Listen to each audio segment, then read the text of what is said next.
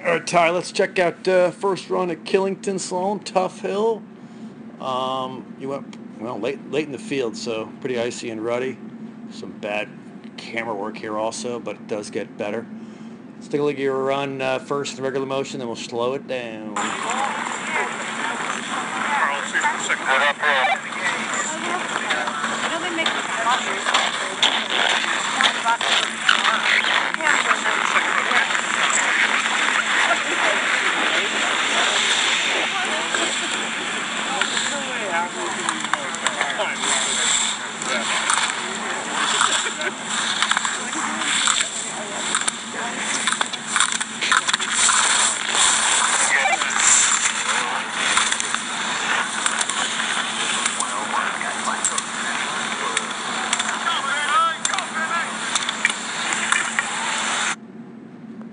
Alright, we'll slow it down here. Overall, look to me kind of, a little bit back seat, a little behind it in times. Let's check it out. Looks like you're opening up with a snowplow. Okay. But, it was ruddy, it was icy, tough up here. No doubt about it. I mean, the objective would be to give yourself lots of room above the pole, trying to get the turn down above, maintain what we call elevation, so elevation above the pole in the rise line. And you're just kind of heavy below. Most of your turn is down here. We're looking for that to be up here. You started to turn really too early, so there's nowhere to really turn except way down there. Got to be more patient. Here's a better job for sure. That one came across. Skis, you're intersecting rise line with your skis pointing kind of out and away from the pole. Brought some shape back. That's not bad. Want a little earlier pole plant though? You come in here, you should be pole planting right now. You kind of hang. So it kind of slows down. We really don't start our transition, recentering, rebalancing, getting back into the front of the boot until we pole plant. So it was a little bit late, therefore you're a little late here, and it's all under. We want this shape. This is your apex. We want this to be above the gate. All right, that's kind of a J-shaped turn. We want comma-shaped.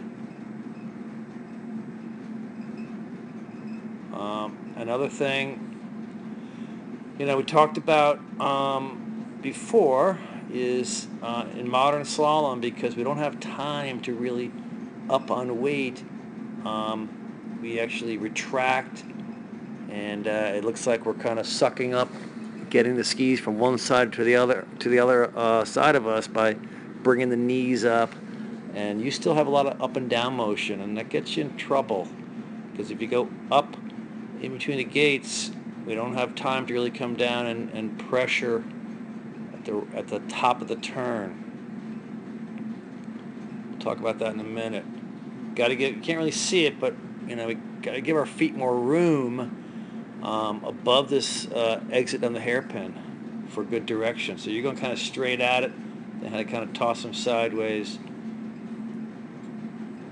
down below. Nice stance there, right? But kind of leaned in, right? It looked like it was going to be good, but you could see just a little bit, shoulders just weren't level, right? So we had weight on the inside ski, you fell to the inside.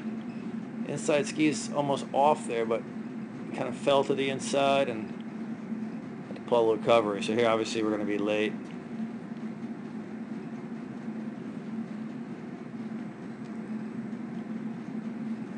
Need a little more angles than that. I mean, it's all kind of here, right? And we got to make sure we have upper lower body separation, producing angles. That's definitely on your inside ski.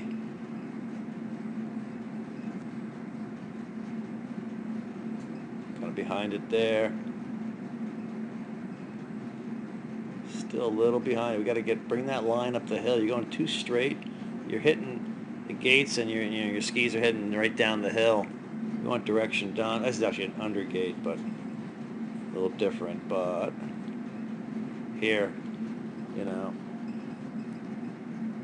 you turned way too early. I mean, where if you were arcing and carving the top of the turn, you would straddle that gate or be on the inside of it. So you had to kind of skid by it, and now you can pressure it down here. And we want pressure from when we intersect rise line through fall line and not below. This is pressure below fall line when our skis are now going against the fall line. Fall line is right down the hill. So you've got pressure when your skis are going across fall line. We want pressure here and in fall line so we can quickly release.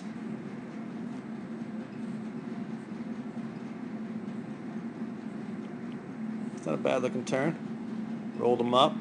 Got a little more direction done this time, right? But you still kind of just leaned in a little at the end. Be strong on that outside ski tie.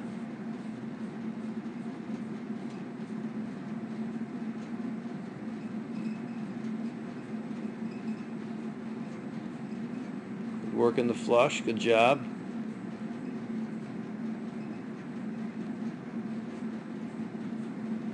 All right. Hard to see. Bad camera work.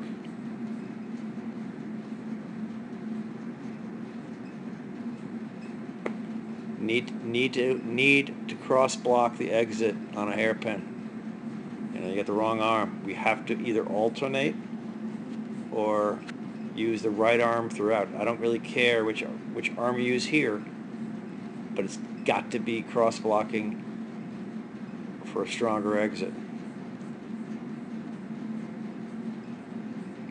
Flattened out. Good skiing down here. Hard to see.